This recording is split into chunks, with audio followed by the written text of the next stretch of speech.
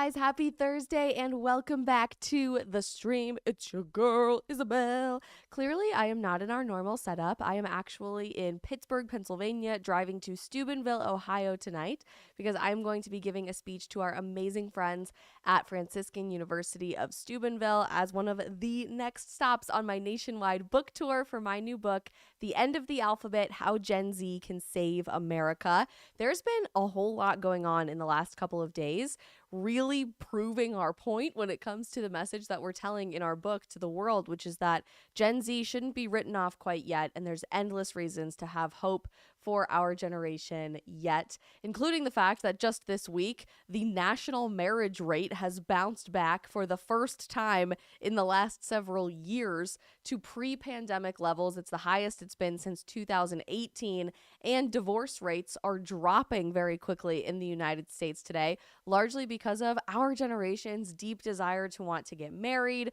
We're watching Generation Z start deleting our dating apps in droves this week. The Washington Post came out with that crazy article having an absolute meltdown that we're quitting our hormonal birth control. There is example by example by example in these last couple of days, just furthering the truth that we are rejecting the crazy upside down authoritarian leftist culture the left is presenting to us on a silver platter and taking back our own American dream, but more importantly, believing in something bigger than our often empty society. I have had so much fun traveling the country in the last couple of weeks, giving speeches to high school and college groups. And because we're doing this tonight at one of my favorite universities, I'm super excited for a great turnout there.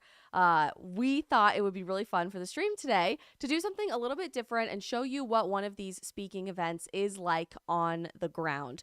Earlier this week, as you guys remember, I had the chance to travel to give a speech at a beautiful small high school in Oshkosh, Wisconsin at Valley Christian. And every once in a while, a couple times a semester, I will go do events at high schools in particular with our friends from Turning Point USA to talk to the younger cohort of Generation Z about the power and unique identity of our generation and what we can do on offense to impact culture and politics for the better. I love these high school events because it's a wonderful opportunity for me to get to know younger Gen Zers than even those I often see on college campuses, but also to talk to those who really need the advice about what crazy stuff is happening on college campuses right now, about what impact they can make as teenagers without having to wait for permission for opportunities for leadership that far too many adults really struggle with. But if you can reach people in their high school years, it's a really, really powerful jumpstart to that opportunity. So when I go to these high school events with TPUSA, we video them, we live stream them. It's a really great opportunity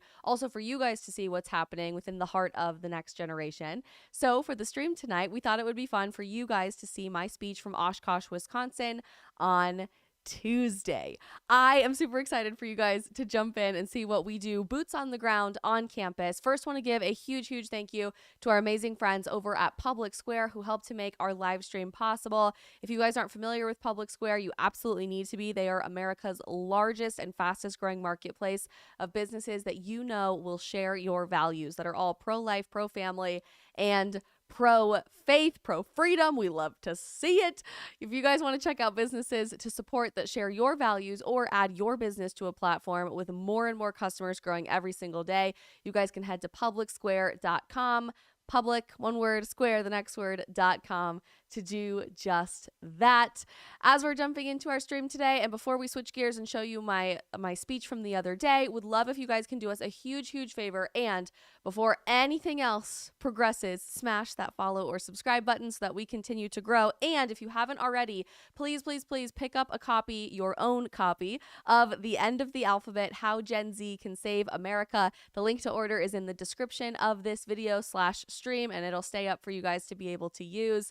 Just because our first couple of weeks of book launch have passed doesn't mean we can stop letting up on making sure more people can know the truth about our generation. So maybe pick up a copy for your friends or your parents or your kids or yourself if you guys haven't had a chance to do so quite yet, and help us continue proving the world wrong when it comes to America's next great generation. All of that to be said, let's jump right in and have you guys check out what it's like to give a speech on an American high school campus. Please now welcome to the stage, Isabel Brown.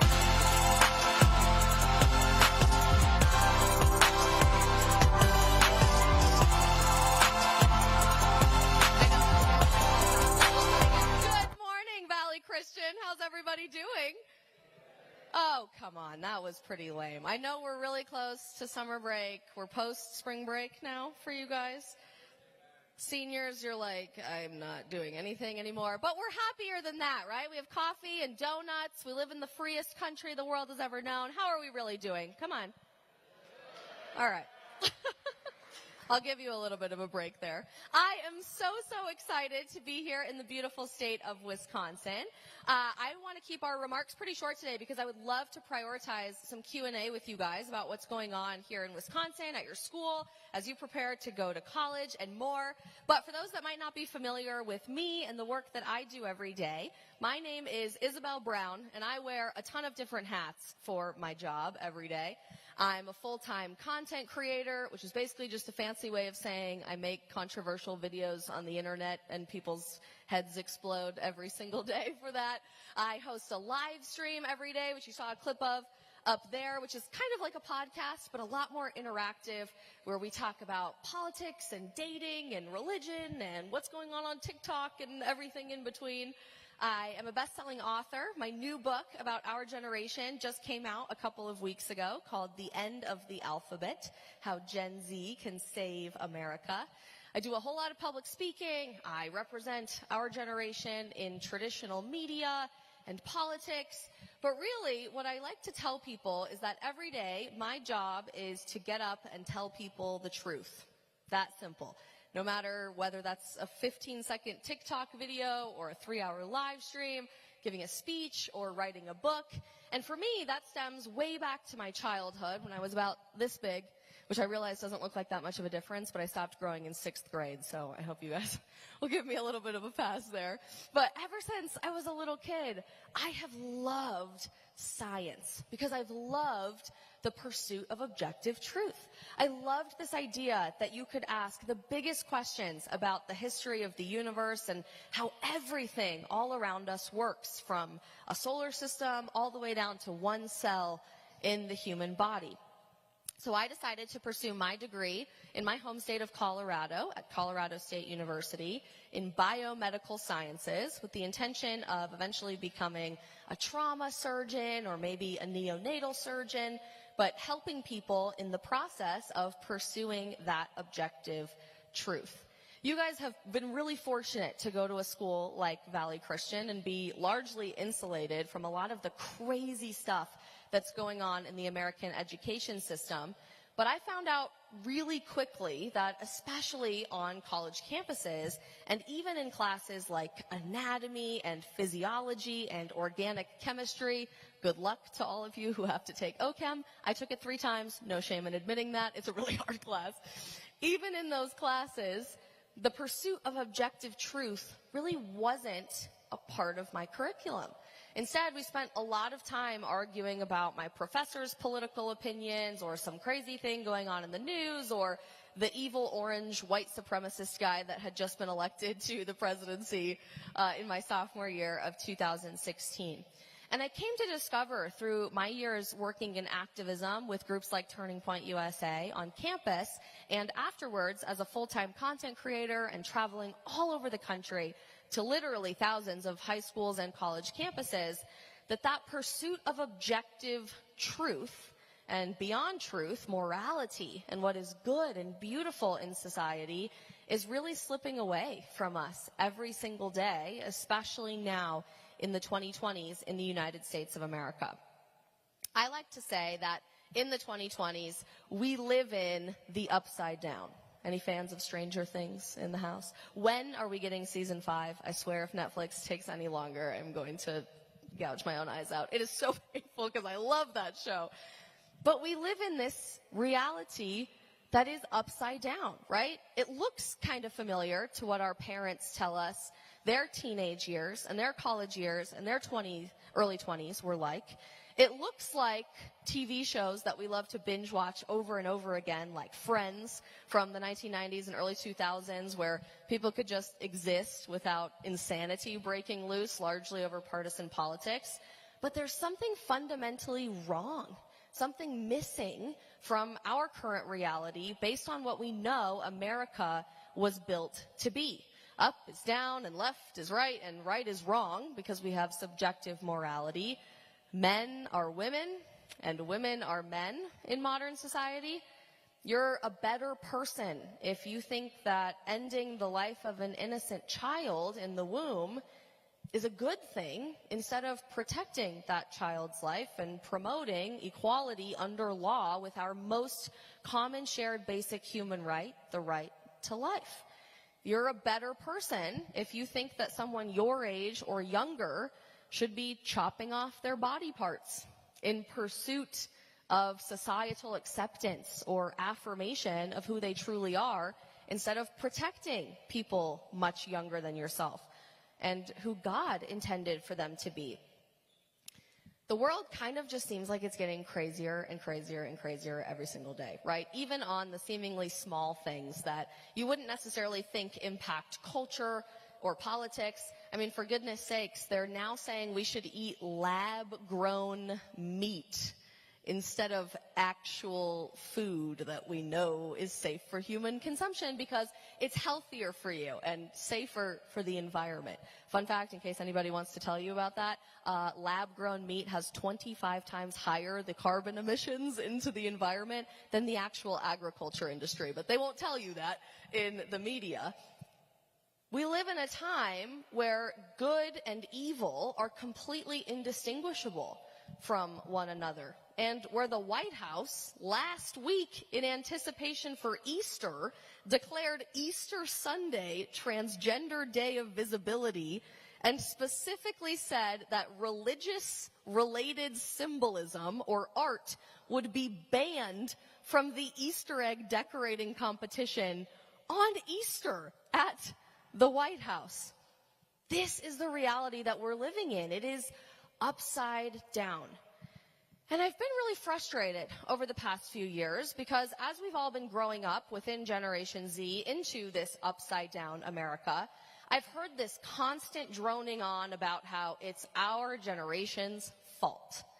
Gen Z is destroying America. How many of your parents have had Fox News on in the background and you've heard that a million times? That Gen Z is the reason for all of these crazy, horrible things happening in society. They're ruining Western civilization in our country as we know it. And I knew from my experience on campus that that wasn't true based on my own college experience. I knew working in politics for the U.S. Senate and the White House that that wasn't true. I certainly knew from getting to meet all of you guys over the last several years on high school and college campuses and the work that I do digitally every day that that wasn't true. So I decided to set out to prove it in my new book that I just wrote, The End of the Alphabet, because in reality, what nobody in media or politics or positions of influence who are older than us in society will tell you is that on a cultural basis, forget about political connotation for a minute, on a cultural basis, our generation is the most conservative, with a lowercase c, culturally, generation since World War II. We, as a group of people, are embracing traditional, timeless values at a rate unforeseen in modern history, in the last several decades, and certainly in the lifetime of anybody else who is currently alive. And we are shocking the world by doing that. What if I were to tell you that 93% of our generation still wants to get married? Raise your hand if you want to get married someday. 93% of people our age in our country want to get married. And that's a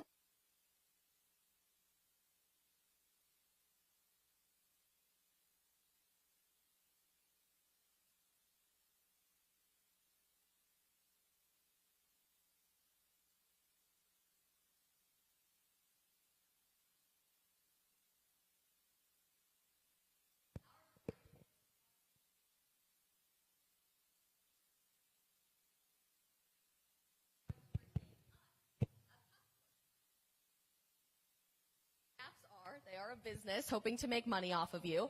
In droves, we are saying, you know, I'm looking at all of this hookup culture stuff, and I'm looking at dating somebody through a screen and swiping left and right and left and right. I don't even know which direction is which. And I'm miserable thinking about that because that's not real love. That's not real commitment. That's not what I think I should want from a long-term place of fulfillment in my life. So I'm just not going to do it. This one might be a little bit controversial, but our generation across the entire political spectrum for young women are quitting hormonal birth control when we've been prescribed this by our doctors for a zillion different reasons. If we get breakouts or it's just hard to be a teenage girl, which has been happening for decades and decades and decades, because we're realizing our health is our responsibility. And we're tired of putting chemicals in our body every day that are altering who we are.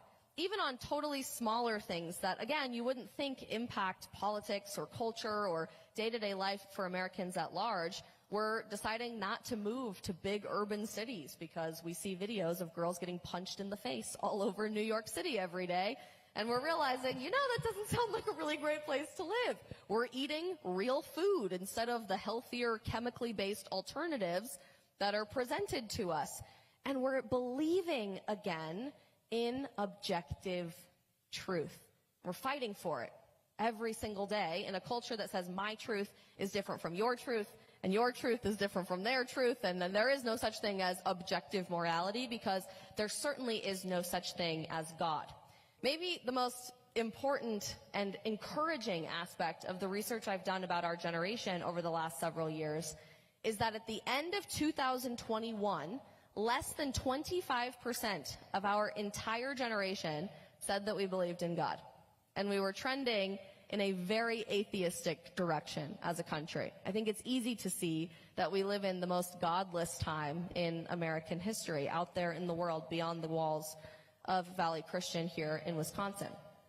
But by the end of 2023, more than 1/3 of our generation proudly says we believe in God. We're asking the big questions about the universe. We're regularly attending religious services, and we're realizing that both we as individuals and our country and world at large desperately need something bigger than ourselves to be that arbiter of objective truth and what is good and true and beautiful in society. We live our lives in the United States far too often according to the changing demands of what the loudest people have to say. And it's been really frustrating for so many people over the last several years, 5 to 10 years in particular, to see our country kind of delve into madness, where this insanity and this upside-down nature of the culture we live in continues to get worse and worse and worse. But kind of out of nowhere, our generation is turning us right side up again. And we're taking back the driver's seat of American culture to fight for the principles that we were founded on as a country. I love asking this question at high schools, and you guys have an amazing, amazing education here at Valley Christian, so I think you'll probably get this right. You'll be surprised what other schools have to say. But if you had to describe what the founding fathers looked like in 1776 when they signed the Declaration of Independence, what would you say? Shout it out. Old? There's 2 other words that usually come to mind.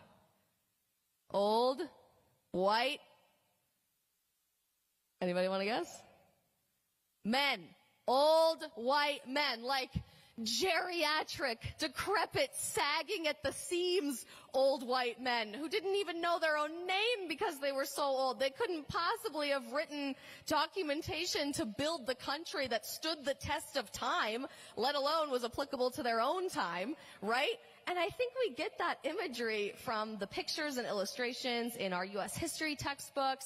If you've been to Washington, D.C., all of the marble statues that you'll see all over our nation's capital, or famous paintings of George Washington crossing the Delaware, right? We see this image of out of touch, elderly, culturally unaware, old white men who built America, and therefore it is bad. Therefore our country is evil. Therefore we are all racist. Therefore, we are all horrible bigots, and our country doesn't deserve to exist in the 2020s and beyond. I mean, how often do we hear this on social media, if your parents have TV news on in the background, and sadly, far too often in our own education system, which many of you will likely experience in college. But the crazy thing about it is this. On July 4th, 1776, our founding fathers, who created the flag, let alone stood for the flag, who built a society that was predicated on the idea that there is something bigger than ourselves, that there is a God worth believing in. that there is a truth and a goodness and a moral code that comes from that God, they did not look like our current representation in the United States government. It's crazy to me, by the way, that we say our country was founded by all of these evil, racist, old white people, and that's so terrible about the founding of our country, but we're good now. Did you guys watch the State of the Union a few weeks ago? Because I felt like I was watching the most expensive nursing home in America. The people currently running our country can't remember their own name. They have strokes in the middle of press conferences. Mitch McConnell, sorry, I didn't mean to say that. They die in office, which actually just happened, by the way. A U.S. senator died in office a few days after one of her aides had to whisper in her ear and tell her how to vote because she had no idea what was going on in our country. Heck, our own president of the United States can't make it up a flight of stairs. He can't. We all know this. It's an open secret, and yet nobody wants to talk about it. But that's not the image that our country was built upon. This is the image that our country was built upon. How many of you are 18? 17, 18. A couple 18-year-olds. On July 4th, 1776, James Monroe was 18. 18 years old. Aaron Burr was 20. John Marshall was 20. Before becoming the headline star of a smash hit Broadway musical that is one of my all-time favorites, Alexander Hamilton was only 21 years old on July 4th, 1776. Betsy Ross, who made the first flag, was only 24. James Madison was 25. And Thomas Jefferson, who wrote the Declaration of Independence and is credited as being maybe the largest contributor to our nation's founding documents at large, was 33 years old on July 4th, 1776. I see the eyes gloss over when I say 33. I get it, you're in high school, that sounds completely ancient. Trust me, it goes very, very fast. Someday you're going to wake up, be pushing 27, and look at a wedding in the next few months, and you're going to think 33 does not sound that far away. That's the foundation of our country. It's young, radically countercultural, punk rock patriots who were willing to stand up and speak truth to power, who were willing to get up and use whatever capacity that they could every day to tell the truth to those far older than themselves who had abused power for far too long, knowing that it wasn't just about them, it was about everyone who was going to come after them too. And now, in 2024, I really like how Vivek Ramaswamy, who was previously running for president, what has to say about this. We're in a bit of a 1776 moment again in 2024. All that craziness that we previously talked about is getting crazier and crazier.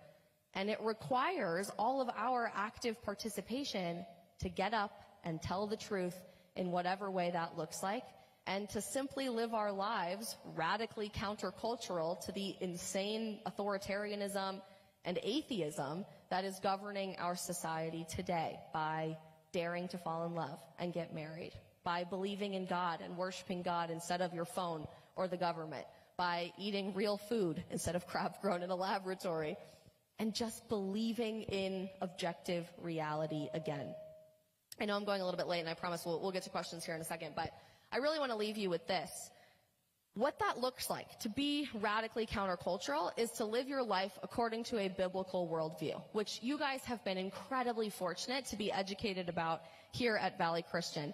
And it's probably pretty easy to live your life like that here every day. All of your friends have that same value perspective. Most people in your hometown have that same value perspective.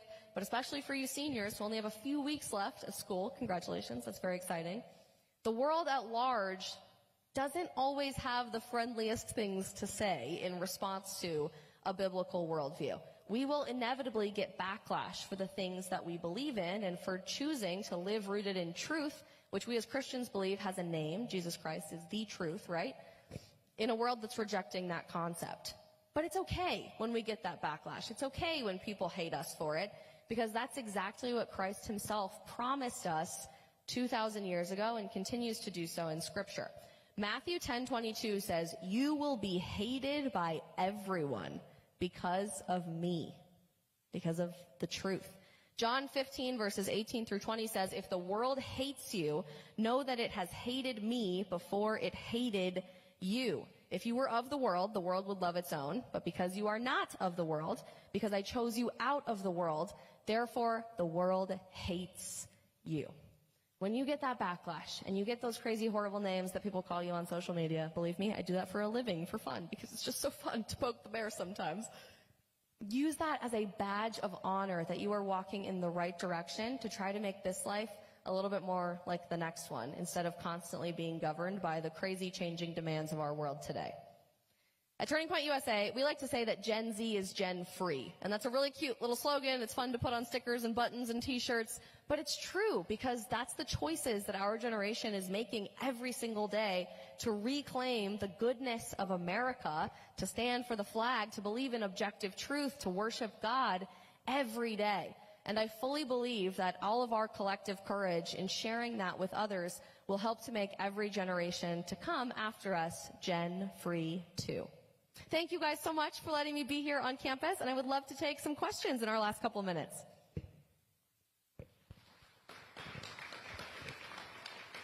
It doesn't have to even be what we talked about. You guys can ask about anything. And I'm only 5'1", so am I really that scary? Come on.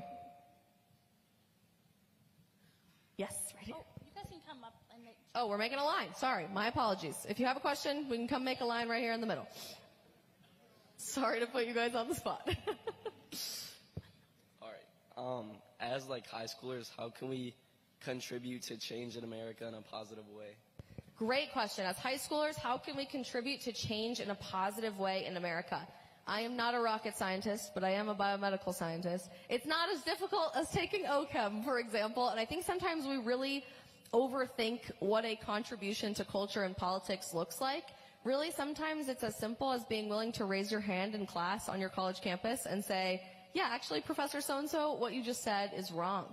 Maybe it's something as simple as recording a video to post to your Instagram or TikTok about some crazy thing happening here in Wisconsin. That probably isn't happening at Valley Christian, but there are crazy things happening in Wisconsin right now. You guys have no shortage of content to work with for all of that. You could volunteer for a candidate that might be running for office here in Wisconsin, or at large for the party that you want to support. There are a million different ways to get involved, but I always like to tell people that your own sphere of influence is the best place to start. So be willing to talk about politics and culture with your friends over a cup of coffee, post about it on social media, and the opportunities will grow from there.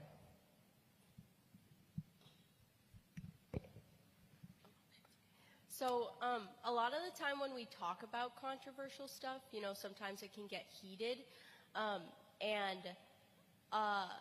big problem is that, like, tearing people apart. So how do you think we can talk about that controversial stuff and still bring people together with it who disagree? Ooh, great question, because I think that unity is really important, right? That's the basis of our country, that even if you're different from each other, we can unite under the flag that makes our country so great. Those controversial issues are so easy to get very angry and very heated super quickly. Charlie Kirk taught me a great technique for having those conversations very early on in my activism career when I was still a student, that you should always aim to keep your heart rate lower than the person that you're talking to. Fun fact, if you take a really deep breath, scientifically, your nervous system calms down. When your mom tells you, take a deep breath, calm down, she actually means what she's saying, because that is actually true, believe it or not. So when you find yourself getting really heated in those conversations, or you see other people doing that, sometimes it's a really powerful thing to just take a deep breath and, like, calm down the actual situation. But I also think it's important that we don't compromise on the truth in those controversial discussions. I mean, most of the stuff that's very controversial today is really controversial for a reason, because people know deep, deep down that there is something really wrong with a lot of the things that they're believing in. And a lot of times there's some conviction associated with that as well on their part. That's not a bad thing. It's something that we should be aware of, but we can tell the truth in love to someone, especially in the world of politics. Over the last several years, there's been this whole, like, own the libs thing on social media, and sure, it might get you like 50 million views on a clip on Twitter, but nobody's on Twitter. Fun fact, that's where dreams go to die, so don't even worry about that. I find it much more empowering and exciting to bring people together and to realize you might have a difference of opinion, but you can still tell them the truth. And 99.9% of the time, when you tell the truth to somebody who disagrees with you on something like gender ideology or abortion or whatever, you're never going to see them change their mind right away, but you will be planting seeds in their mind for something that's going to take place later on. And this is going to be the last question, guys. Sorry. Where do you think the stigma that Gen Z is like useless came from? Where do I think the stigma came from? I think it's really difficult for the people who raised us and or the people a little bit older than us who contributed to society's downfall we're seeing right now to admit that they did something wrong, whether that be actively doing something wrong or more likely passively doing something wrong, right? A lot of people in America who are a lot older than us for the last several decades have said, we're just not going to get involved. To each their own, it's okay, you do your thing, I'm going to go do my thing. And they didn't realize how far the other side would go in completely taking over every single aspect of American culture, the education system, the entertainment industry, politics, even the church in America, where clips go viral every day of the Sparkle Creed. I'm sure some of you guys saw that, or Jesus being trans, or even just replacing Easter with Trans Day of Visibility. That's the country we live in. So I think people are waking up now and saying, oh my gosh, I didn't do enough. I didn't stand up. I didn't speak the truth. I didn't get involved in my community decades ago when I was supposed to. And it's really hard for people to admit that. So it's fun to say, okay, boomer, and do all the age slander and all of that. But I think it's much more productive for us to talk to people, our parents and grandparents' generation, to try to bridge that generational divide and figure out how we can work together to build a better country that we're proud to call home again, but also everybody who comes after us. Thank you. Awesome. Okay, I think we have a buffer of a few minutes after this, so if you guys have any questions, you can come find me. I'll stick around for a couple of minutes, but thank you so much for the opportunity to be here, and God bless you guys.